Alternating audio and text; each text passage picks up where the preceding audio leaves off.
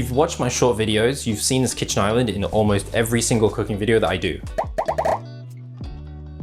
This is an IKEA Tornviken kitchen island in white, which I bought a few years ago. And in my opinion, a kitchen island is one of the most important things you can have in a kitchen, given that you have the space to put one in. And being able to work in the kitchen while facing people, instead of having to turn your back around and talk to them behind your back, it just makes it so much more fun as someone who likes to cook. And in my experiences, the people that are hanging out in the kitchen as well are always more interested in what you're doing when you can face them and show them exactly what you're doing and talk to them at the same time. And for me, making these videos is such an important piece of furniture because I have all this space around where I can put my camera and grab all sorts of different angles. And while this isn't actually my favorite color that IKEA sells, this is the one that sort of matches our kitchen aesthetic the best, with the bright colored paint and the oak top, which matches all the cabinets in our kitchen, which are all oak as well. So what makes my kitchen island so functional is the fact that I've made some DIY additions. I bought some extra pieces of furniture, which I use in some of the spaces in a different way that was originally intended. So let's start with the biggest addition I made for this. On the right side, if you're facing towards the camera, I added a white metal bar with some hooks in order to hang all of my pans. This is actually a metal bar system I bought from B&Q here in the UK. And it's designed to work with these end caps and these hooks, which all fit perfectly together. I used a pipe cutter and I cut the pipe to length, allowing a few centimeters on either side, just so the pipe doesn't jut out too much. I slid on a bunch of these hooks, which are designed so they don't just fall off by accident when taking pans on and off. I counted the number of pans I have that have hook holes on the handles and bought that many hooks. But I can also add more hooks if I need, just by unscrewing one end cap and sliding on more hooks. I also made sure that I had enough space so the cabinet on this side of the kitchen can still open while I've got all my pans hanging there. As for the pans I have, most of these are cheap Amazon commercial stainless steel pans, but I also have this Tefal non-stick pan, which is the one I use the most. And then I have a Debaya carbon steel pan, which is pretty amazing for cooking things like small steaks, chicken breasts, or eggs. That is, once you season it properly.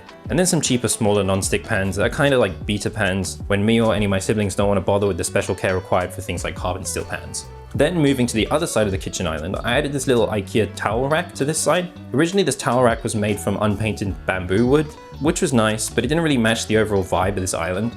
So what I did was I gave it a sanding and then I spray painted it over with white spray paint. I didn't use the best spray paint for the job, I just used something we had lying around, but unless you get close up to it, you can't really tell the difference. So obviously I use this as a tea towel rack. The fact that this actually has 2 bars on it means I can hang quite a few tea towels at one time. And then I also hung this canvas bag on the side here, which is where I put dirty tea towels. This means I can store them in here until I have enough towels to justify doing a tea towel only wash. I also hang a bottle of surface cleaner on this end of the towel rack, which means it's in easy reach for whenever I need to wipe down any surfaces like the island countertop. Moving to the back of the island, where the main shelving is, this is where I keep some of my most used items. Up top, I have cutting boards, some bowls for food prep, a food scale, this box which has markers, elastic bands, and labeling tape.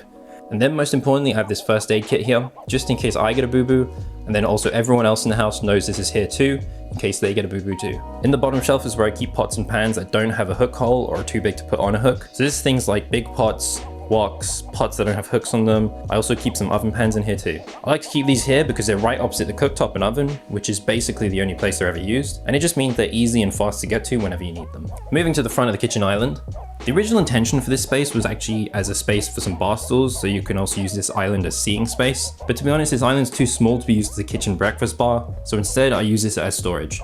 Nice thing about IKEA stuff is that most of it's designed to be used in conjunction with other furniture, which means I can use these little trolley shelves to store things in this space. With this one, I store all of my camera gear for these videos I make. I just keep them here because it's right next to where I usually place my tripod and camera when I'm filming. And it means I don't need to run around looking for lenses or batteries. When I need to, I'll run an extension cord to this, plug in all my batteries to charge, meaning I'll always have batteries ready to be used. I'm also able to store my lenses here. I have quite a lot of old lenses which are completely manual. And because they're old, some of these are missing lens caps and stuff, so I do admit I don't store these in the best condition. Right next to my camera storage is where I store some larger appliances on this wire rack. This is an Amazon Basics wire rack, and it just so happens that this fits perfectly under the island, and the width fits perfectly even with my little trolley stashed underneath too. I would like to have been able to get this in white, but they don't sell it in white, so I decided to go with the black color instead of the silver metal color, as silver might shine too much in these videos, which would be quite distracting. This is a pretty heavy duty wire rack that can hold over 100 kilograms on each shelf, which is way overkill for what I use it for. The nice thing about this shelving unit is that I'm able to adjust the heights of each shelf. So what I've done is made the bottom shelf much taller so I can fit some larger appliances, such as my stand mixer, an ice cream maker, and a juicer.